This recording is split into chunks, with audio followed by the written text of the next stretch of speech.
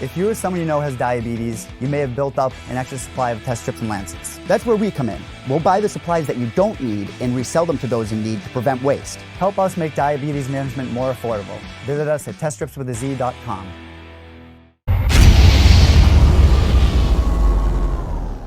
All right, joining me right now is the man who joined us on the program less than 2 weeks ago. He was preparing to take on Mirsad Bektic at UFC Sacramento. Fast forward to now, we are now joined by the victorious Josh Emmett, who defeated Mirsad Bektic, finished the fight in the first round to remain undefeated, fighting in his hometown of Sacramento, California. Josh, how are you, man?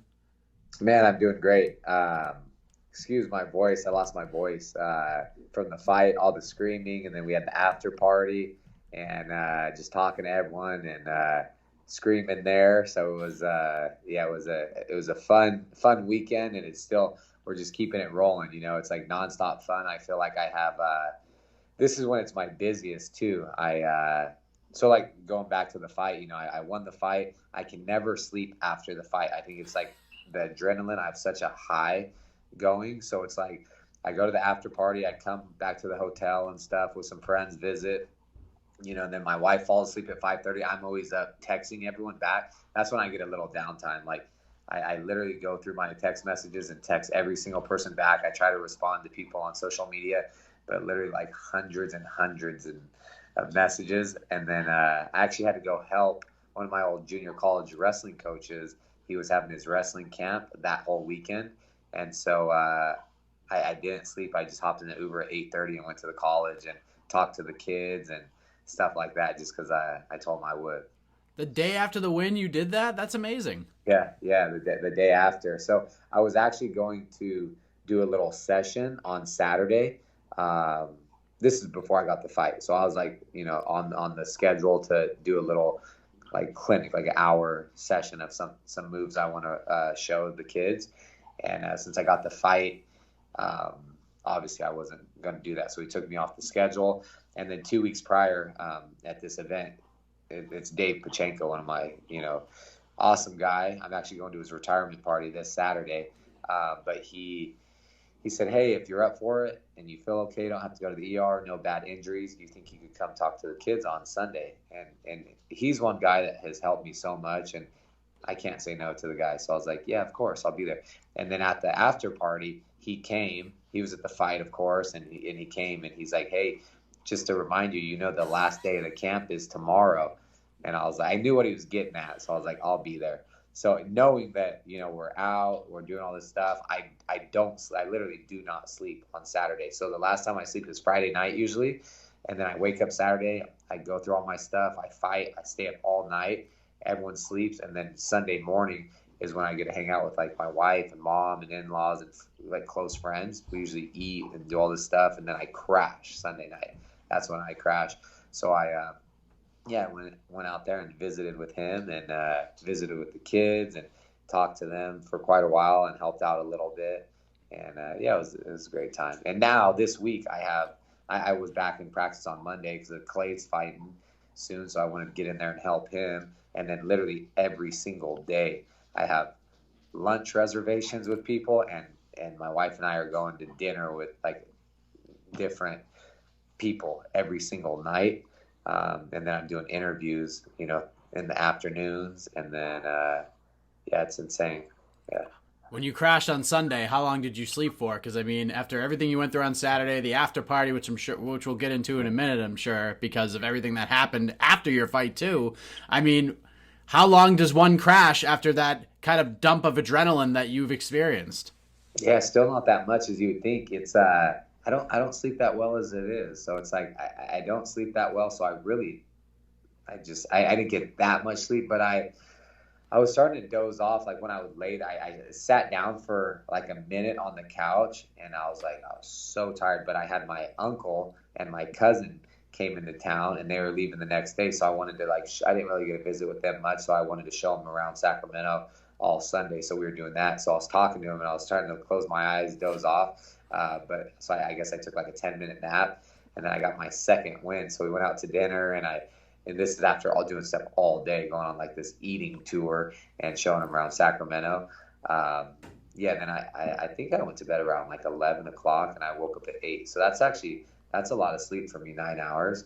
And then I was like, just recharged. So I got up, had my coffee and breakfast and went to practice to help Clay. So your undefeated record in Sacramento stays intact. What is that winning streak in your hometown at right now? Man, let's see if the amateur fights had won. I don't know. I could pull that up, but probably like that was probably like my 10th or 11th win in Sacramento with like amateur fights and professional fights. And I had this other little thing that Andre Fili and I say, like, we were fighting. We fought. So my debut, or my my pro debut, my first pro fight, we fought in Urijah Faber's gym. Okay, we fought in the boxing ring that we train at, and typically it used to be Capital City Fighting Alliance.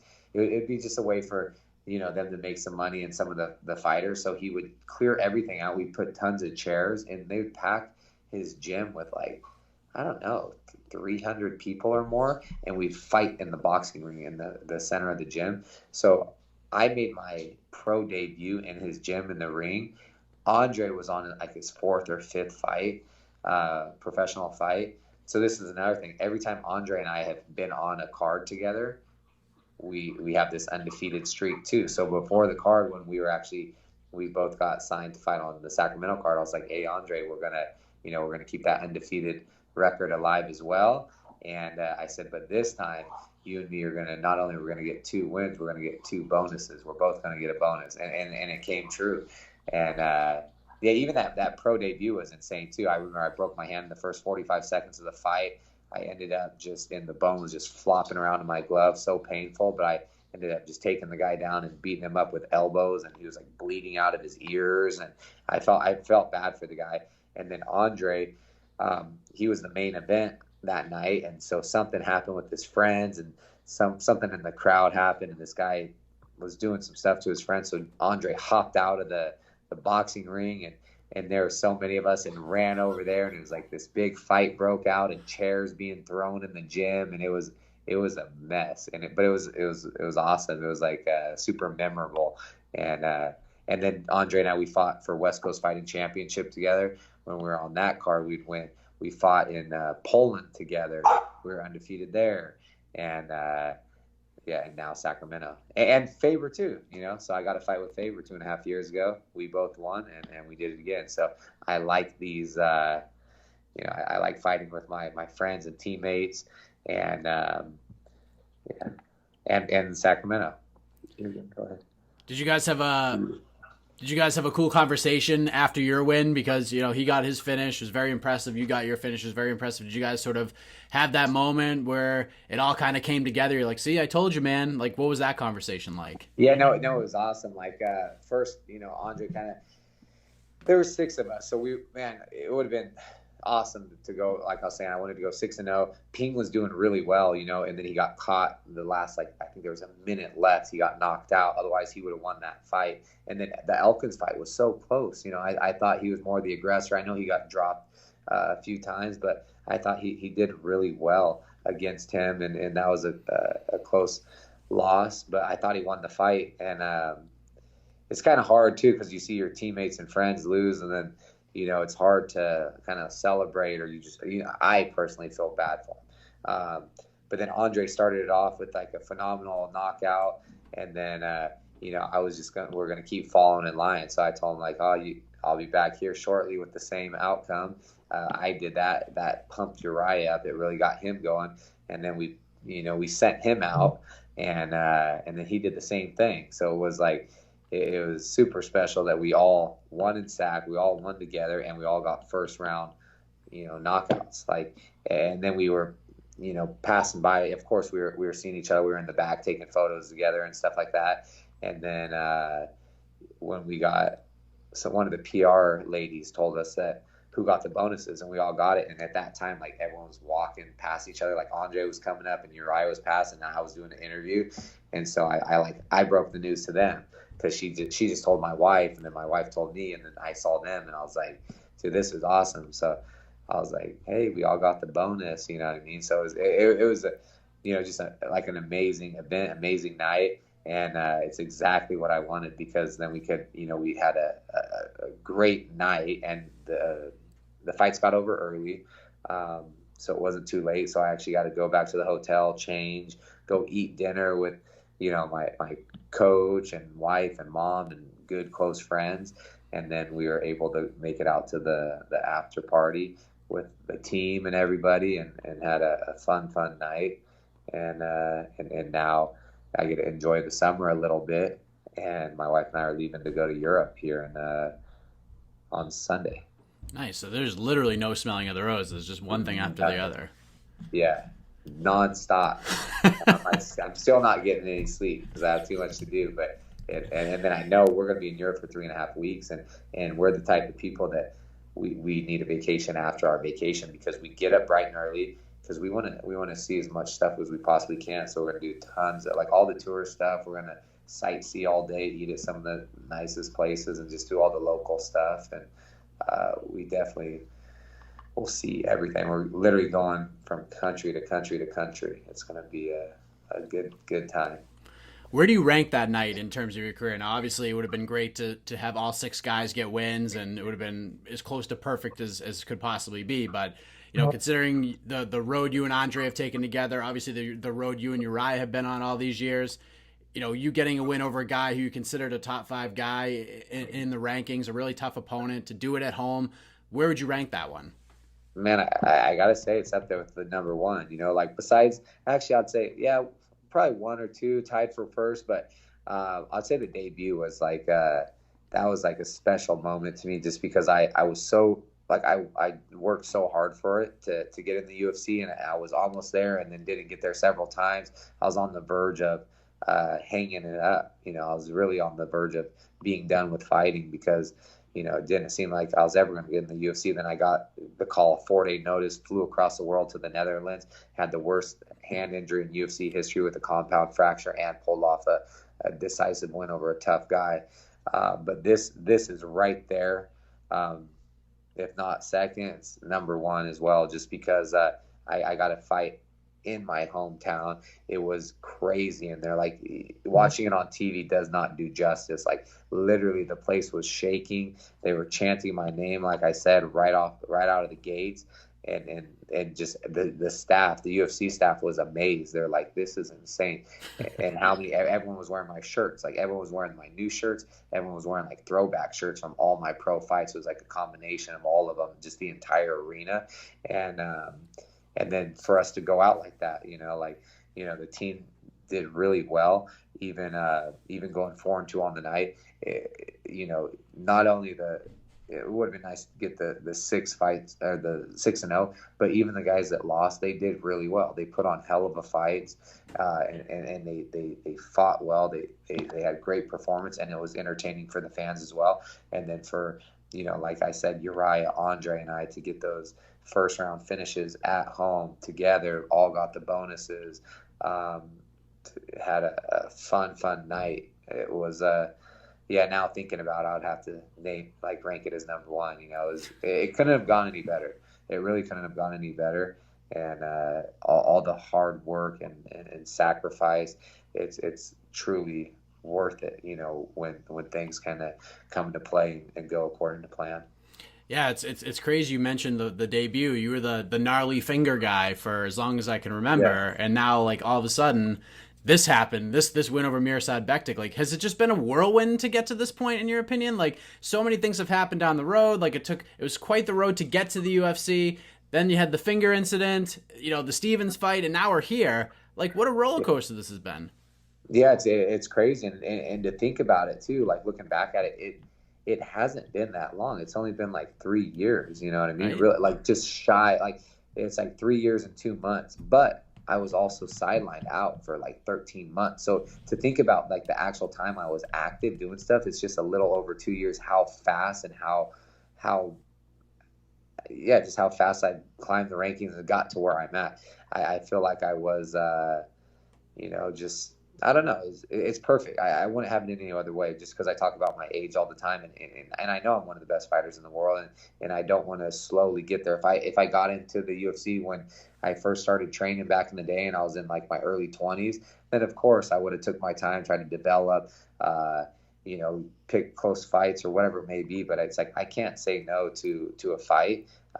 As soon as they call me, I'm like, yeah, let's do it, and I want to fight the best. So it's been super fast to get here, and I still feel like I haven't scratched the surface. You know what I mean? Like I haven't got to show what I'm capable of still to the fans and the world. Like my coaches and teammates know exactly what I'm capable of, and but I haven't got to show anyone else that. So I do feel like I'm coming into my own, and I feel like it's just a combination of just everything. Like I like truly believe in myself, and I always have. And it's just with like the coaching staff and the team, and where it like just the energy and everything's just perfect. Everything's perfect, and yeah, it's going to get better. I don't want to come off like I'm kicking Mirsad while he's down, because I'm certainly not doing that. But you considered Bektic a top 5 guy. And I think a lot of people kind of saw him as being undervalued and underrated in terms of the rankings. Were you surprised you were able to get this fight finished so quickly? Yes and no. Like he is a great opponent, but like I always said, I'm something else. Like I told you that he's never fought anyone like me. He's always the hammer, and I guaranteed he would not be the hammer in this fight. No one's gonna bully me. No one's gonna just manhandle me the way he's done to other people. I don't care who they are, what weight class. No one's going to do that to me. Like, and the only way I will, I can't go on is if you finish me. But no, that's something that I work with my mind coach, and I don't tell people like exactly what we're doing. But no, I believed, I visualized, like deep down in my heart and my mind, I was going to finish this fight. I was going to get him out of there in the first round, and that's exactly what I did. And it's even like just everything's kind of coming to play. Like even the supplement that my doctor, Dr. Bon Chong, and I developed. It's a mastermind supplement. It's like it has so many. I don't know. I credit so much stuff to it. It's like I'm in the zone. I'm focused more than ever. I see everything. I feel great. I recover so fast with everything. So it's like. It's just everything that I'm doing. I'm just 100% dialed into things, and it's I don't know. Like I'm just saying, like it will get better. It's like I'm finally just coming into my own now and just feeling super confident and comfortable. And but yeah, with Mirsad, he's a tough guy and he'll bounce back quick. But once I got in there, and he was, like I said, I have to get hit by these guys, and he hit me, and I, I've been hit way harder in boxing sparring and stuff, and my buddy Ruben, that's a pro boxer, that man, we go at it all the time, and I owe him a lot, because he's helped me so much for all these camps, and when he was hitting me and I could see everything and block everything, I just knew it was a matter of time. And it's kind of funny because after he was throwing that double jab cross and I was blocking it every time, I was going to wait to counter him, and then at one point we stood in the pocket and he ran like, whatever, he threw like a jab cross hook and his uppercut, and I stood there to take it because I was going to counter. And I just know how my boxing coach Joey is. I told him after the fight, I said, "Oh, I'm sorry for that," because I already know what he was thinking. Like I could just hear his voice in my head be like, "Don't allow that, move your feet." And I told him that. He started laughing, but I was like, because he just doesn't want me to get hit. He's like, "I know the punches don't bother you, but it's still one punch can change or end the fight." And I'm like, but he knew like just by like my mannerisms and how I was moving and stuff like that, he knew right away that I was super comfortable, and he knew what I was looking for, and that I was trying to counter and set him up for some stuff. How surreal was it to watch Urijah Faber, the young buck, the young lion, at 40 years old, go out there and finish Ricky Simón in 46 seconds? Like, a lot of people doubted Urijah for coming back. Like, a lot of people don't like look deep into what Urijah does. I mean, he might be the busiest guy on the face of the planet. I mean, he's in all sorts of businesses. I'm sure he's doing fine for himself. He came back, in my opinion, I didn't have an issue with it. He didn't take a lot of damages his career. It's not like he needed the money or anything like that. He just wanted to compete. So to see him go out there after your win and do what he did, How surreal was that for you, you've been with Uriah for such a long time, to see what he did? What was that like for you? Man, I was actually doing an interview at the time, and there was a TV right behind the cameraman, and so I was doing the interview while I was watching him, and then he dropped him, and I was like, I was celebrating. I was like, oh, sorry, Uriah's fighting, and I was like, I was like, oh fuck, I was like, dude, and then later on, the guy, I was happy because he finished him, and then he's like, do you mind if I post the reaction? I was like, I don't care, but yeah, no, it was awesome. You're right. It actually gives me hope because I'm saying that I'm older. I got into this later. I'm 34.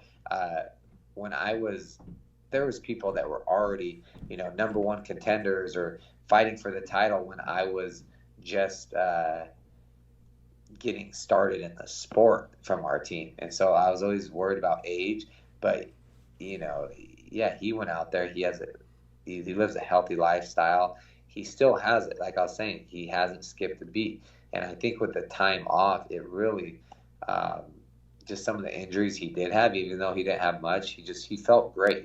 His brain, even just his whole body, like little nagging things. So yeah, it was amazing. I was super happy for him. And yeah, like you said, he didn't need to come back to fight. He's just a competitor, and he wants to test himself. And I think with his, his new daughter, Callie, and stuff, he found more like new motivation too. Like he wants to do some of these things for her, and now look at him. Now look, he might be set up to go fight for the title, and I could see that happening. He's always been at the top of his game forever. I think that's still on his bucket list and a huge goal of his to become world champion. And like I said, Uriah, what was that? That was like his 49th pro fight or something, right? Or 48. Like that guy's been competing forever at the highest level, fought the best guys in the world. He's no slouch, and age is just a number. And it's awesome that it went down that way because Ricky Simone is a young, hungry up and comer, but he was trying to come into our home and make a name off of Uriah, and he wasn't going to let that happen. You said when we last spoke that beating Mirsad Bektic should earn you a top 3 matchup, and I think you jumped back into the top 10 with that win. I think you're at number 9 right now. But there's a lot going on in that division right now. There are a couple of guys who are ranked ahead of you that are unspoken for at this point. I think Yair Rodriguez is one of them. Zabit Magomed Sharapov is another one. They don't currently have fights booked. And I know a lot of people have hit me up since Saturday and have said they'd like to see a fight between you and Calvin Kattar after his big win over Ricardo Lamas. Do any of those names get you excited? Not really. I'm not fighting back anymore. Like I've been fighting all these guys, and like I said, even this one, I only want to fight forward. I wanted to fight someone already in the top 5 before Mirsad was offered, but then he was the only one available, and just with his inactivity, I was like, okay, it'll be a good fight. He is a great fighter, and so it'll just prove to everyone, okay, I'm where I'm at, but I really want to fight up, and it's like some of these guys, they I don't know. It's just I really want someone in the top 3, the top 5. I'm set on that. I don't want to keep fighting behind. I don't want to fight around. I feel like I was right there before, and you see some of the other guys, they're way in the back when they start, and then they beat guys, and then all of a sudden they're in the top 15, and it's like, man, you just beat like the guy that was ranked almost last in the division. How do you jump up to number 15 or in the top 20, and then you beat someone and you're all of a sudden up at the very top, but yeah, I want someone that's going to line me up. My next win, I win that, I fight for the title. So I really want someone in the top 3, or really in the top 3. But if it was the top 5, I'd be okay with that. Yeah, I think Zabit's number 5 right now. So obviously there's been a lot of hype around him. So I thought he was supposed to. I thought him and Ortega were fighting, and then it was going to be Yair and Ortega. Now it's Korean Zombie and Ortega. Yep. What's going on there? That's crazy. It's all over the place. The place. So who knows? Who knows? In an ideal world, I mean, obviously you're about to head to Europe for some time. You need a vacation from your vacation after that. In an ideal world, when do you want to get back in there? Do you want to try to get 1 more in this year, 2 more in before the end of the year? What's your kind of game plan at this point in time? Yeah, like I would like to, for sure. One, I was thinking it would be awesome. Like in a perfect world, I was like, man, it would be awesome to, get a fight a legend of the sport or something. If I could fight Jose Aldo at MSG in November, that would be my ideal situation. but I'm not sure what's going on with him. And he's such a big name, and I've been a huge fan of him, you know, since I've been a fan of mixed martial arts. You know, he's been the champion for a long time. He's beat some of my teammates, and he's a good guy too. But I would love to, you know, get in there and mix it up with Jose Aldo, especially at such an iconic arena. I like that idea. I didn't even think of Jose Aldo. Where's my head at? We're throwing out all these other names. We got Jose Aldo up there. You versus Aldo at MSG. That'd be huge. That's what I'm talking about. That's what I feel like, even with that. So like, I'm thinking about this, and I'm like, if I can, you know, fight him, and if I were to get a big win over a former champion, a legend of the sport, there's nothing next but a title shot for me. Very interesting. I like that. That's good thinking right there. To do it at MSG, that's something else too. Josh Emmett picking up the big win on Saturday night in Sacramento. Always great chat with you, Josh. Anything else you want to get off your chest? Any shout-outs? Floor is yours. No, just thanks to everyone. You know, I want to thank Trifecta. I want to thank Renaissance Periodization, Mastermind Supplement. You can find that at mastermindsupplement.com. Sky Natural CBD. You can also find them skynaturalcbd.com, or all of my sponsors and like partners that I'm a part of. You can just go to joshemmett.com, and all their links are at the bottom on there. And I'm actually running a little special right now for just fans. It's a friends and family discount, but it's just for, man, all the fans and anyone interested in my Mastermind product or Sky Natural CBD product, some of the best, like most powerful supplements out there. They can use Emmett FF, so it's EMMETT and they'll get 25% off anything on Mastermind or Sky Natural CBD. They truly are amazing products, and I credit a lot of my success to those. Congratulations, Josh. Always appreciate you jumping on, and thank you for always being so gracious with your time. It means a lot. You bet. Thanks, Mike. I appreciate it.